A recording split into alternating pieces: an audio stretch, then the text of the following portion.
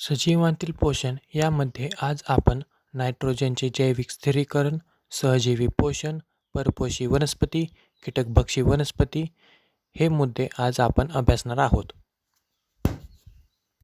पहिला मुद्दा आहे नायट्रोजनचे जैविक स्थिरीकरण.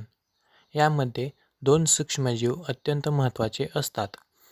एक म्हणजे रायझोबियम, जे की द्विदल शिंबावर्गीय वनस्पतींच्या मुळाशी आढळते. दुसरा आहे अझिटोबॅक्टर, जे मातीमध्ये असते. या सूक्ष्मजीवांद्वारे नायट्रोजनचे स्थिरीकरण होण्यास मदत होते. सहजीवी पोषण.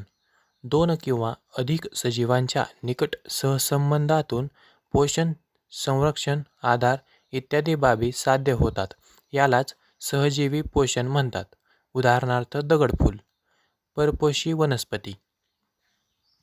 ज्या वनस्पती इतर सजीवांच्या शरीरात किंवा शरीरावर वाढतात व त्यांच्याकडून आपले अन्न मिळवतात त्यांना परजीवी किंवा परपोषी वनस्पती म्हणतात.